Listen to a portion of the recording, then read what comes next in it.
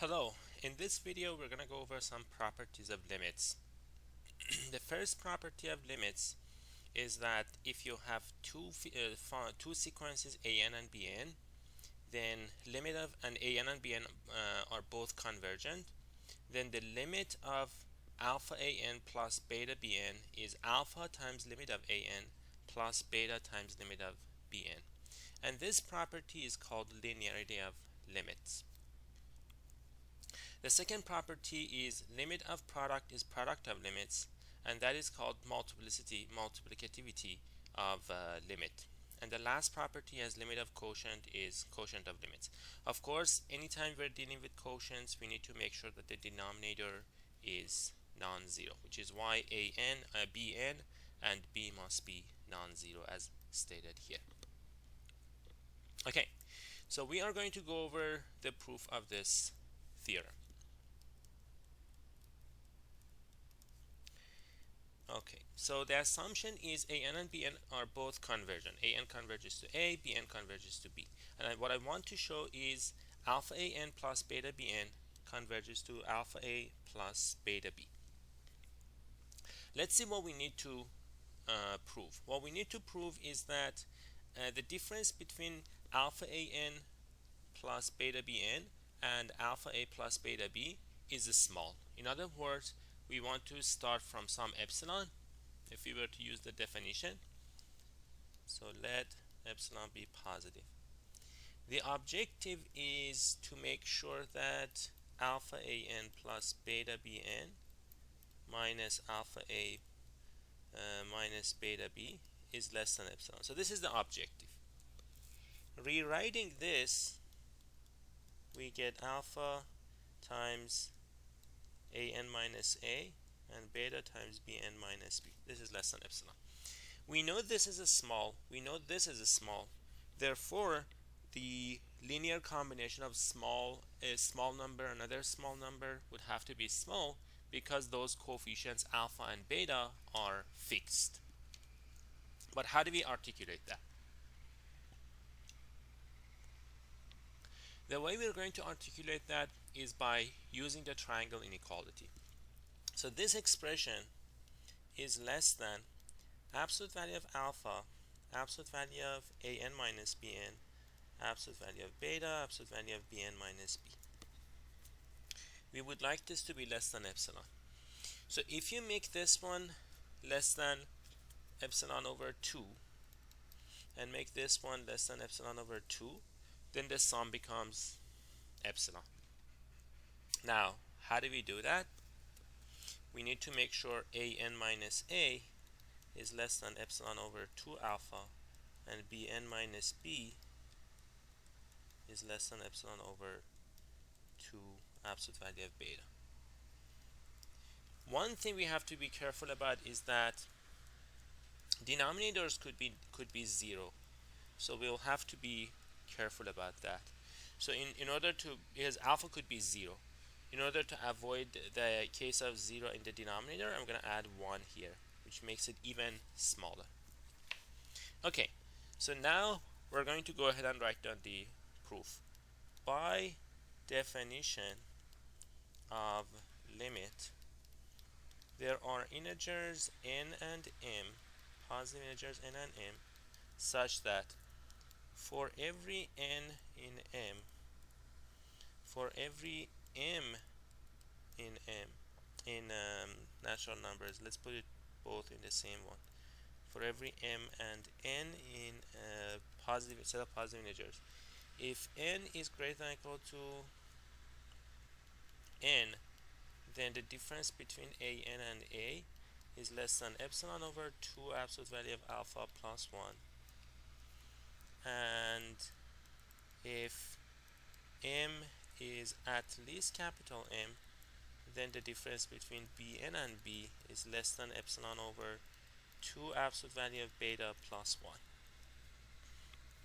Now, if k is an integer and k is at least maximum of n and m,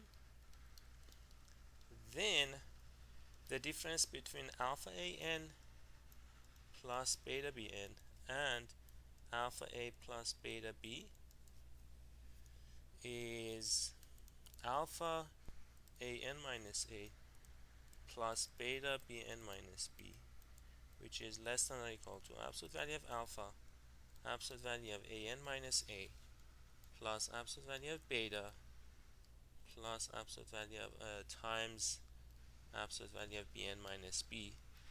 And that follows from the triangle inequality. So this one is triangle inequality. If we write down what they gave us, we get absolute value of alpha epsilon over 2 absolute value of alpha plus 1 plus absolute value of beta epsilon over 2 absolute value of beta plus 1. And this is less than, this one is less than, this one could be equal to if alpha is 0 and beta is 0. This one is less than epsilon over 2, and the other one is also less than epsilon over 2, which is epsilon. And that completes the proof of the first claim. So the difference between this sequence and alpha A plus beta B is less than epsilon. So that's part A of the theorem. Okay, so let's look at part B. In part B, we want to show that, again, I'm going to write down the scratch work here. A and Bn minus AB is small. So I want to show this is less than epsilon. Now, An is roughly A, Bn is roughly B. What we want to show is that we want to show the product of two things that are approximately A and B is approximately AB. So how do we do that? What we know is that An minus A is small. So I'm going to write it down as An minus A, Bn. But then I have to add ABN to that. So I get this. And if I simplify this, I get A times Bn minus B. Now I can use triangle inequality. This is An minus A, absolute value of Bn, absolute value of A, Bn minus B. Both of these are small. This is a small. This is a small. This is a fixed number. However, Bn is not small. Bn is not fixed. But what we know is that Bn is bounded, because last time we showed that all convergence sequences are bounded. So that's bounded. So if this is less than some capital A, then we can, or capital B, I guess, we can combine, make sure this is less than epsilon over 2, make sure this is less than epsilon over 2, and then we can go from there. Okay, so let's go ahead and do that. So since Bn converges, it is bounded. Suppose B is a real number such that absolute value of Bn is less than B for all n in N. Okay, now let epsilon be positive. By definition of limit,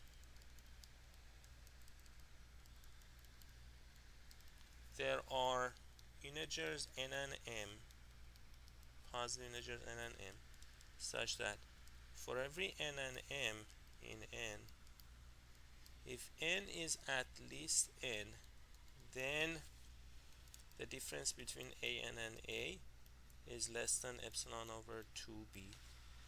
And if m is at least m, the difference between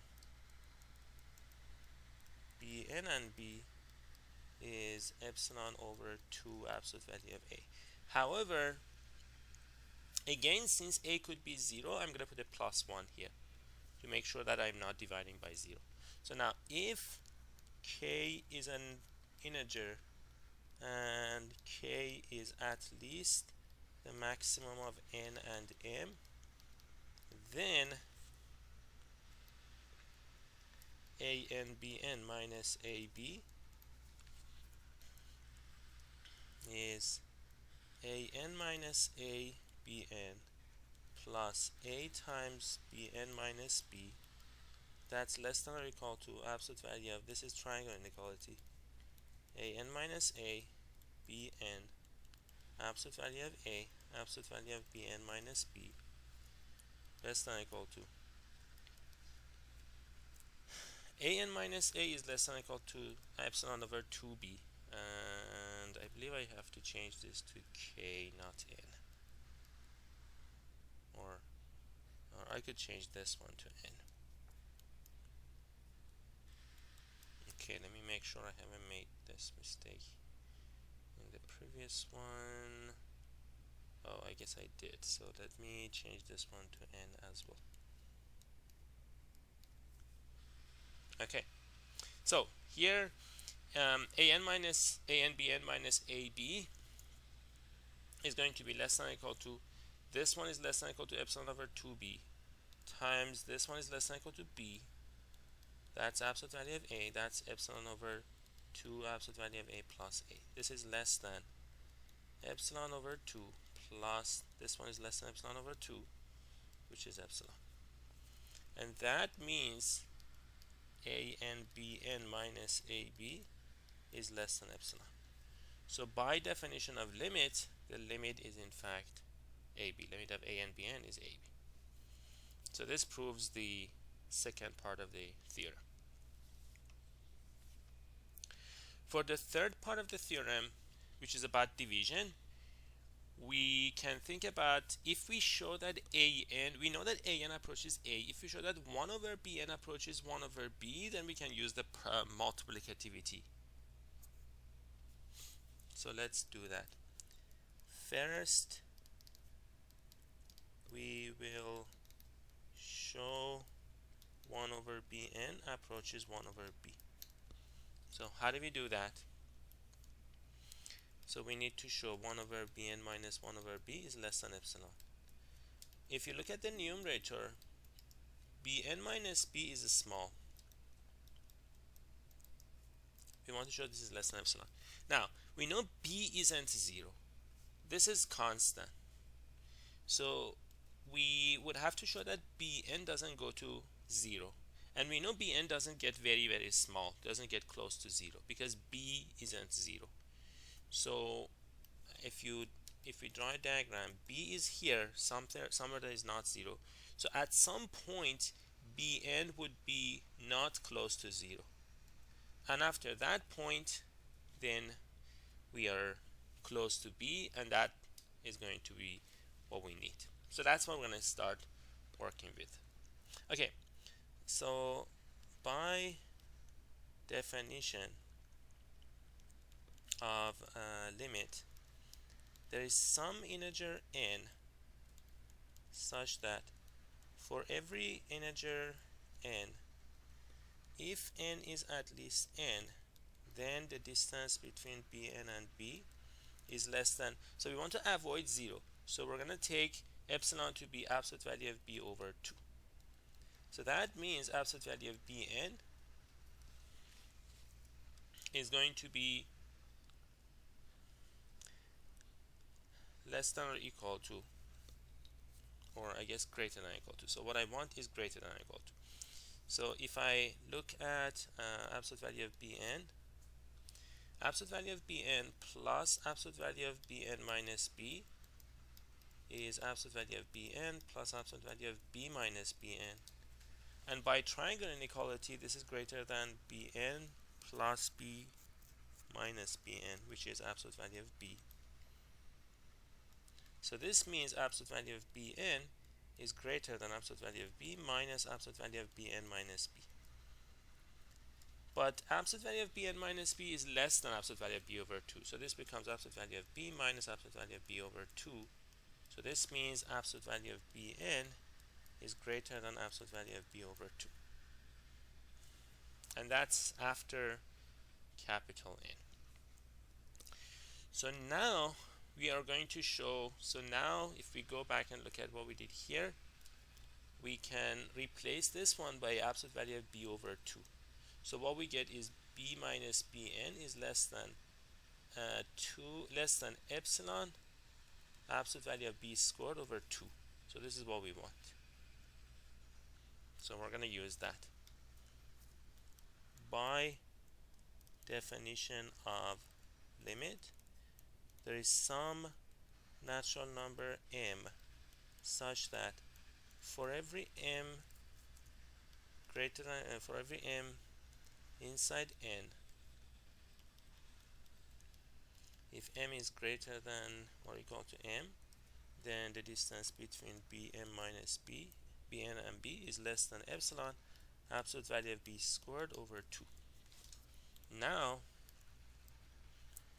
if n is greater than both of these two, maximum of n and m, then the distance between 1 over bn and 1 over b is b minus bn over bn times b, which is less than. So we know bn minus b is less than epsilon over 2 times absolute value of b squared. Denominator is absolute value of b is greater than absolute value of bn is greater than absolute value of b over 2. So we can replace it by that, and this is exactly epsilon. So this means 1 over bn minus 1 over b is less than epsilon. Therefore, limit of 1 over bn is 1 over b. Okay, so this limit is 1 over b. Now we can multiply by an. Now by part b, limit of an over bn, which is limit of an times 1 over bn, is going to be a times 1 over b, which is a over b. And that is the end of the proof.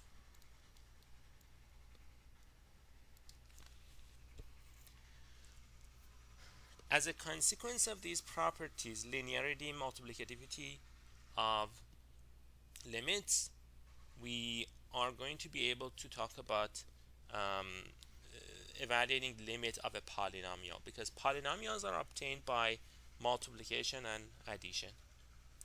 A polynomial is a function p from r to r given by p of x is equal to ck x to the k all the way to c1x plus c0, where c1 through c0 through ck are all constants. The polynomial with all cj 0 is called the zero polynomial.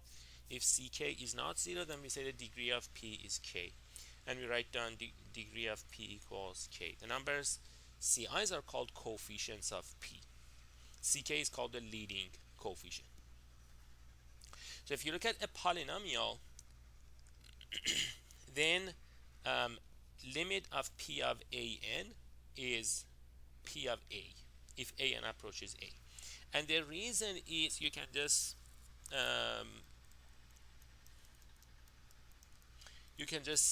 repeatedly apply linearity and multiplicativity. So if you have limit of, let's just get an example, c2x squared plus c1x plus c0. If our polynomial is this, let's just say polynomial p of x is just that. When we take the limit of p of an as n approaches infinity, we can first use linearity.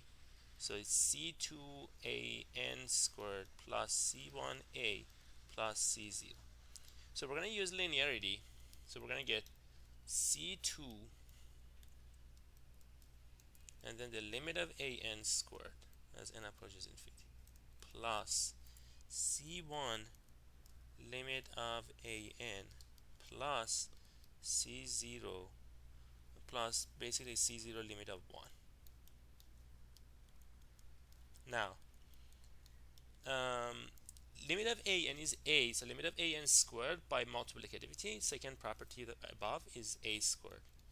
Limit of an is just a, and limit of 1 is just 1. Limit of a constant is constant, and that's pretty easy to see. So similarly, we can prove this one for any polynomial. One way to handle this one would be by induction on the degree of the polynomial. So this brings me to the end of this video. So we talked about some properties of limits, additivity and multiplicativity, or linearity and multiplicativity were the ones we talked about. Okay, so I will see you in the next video.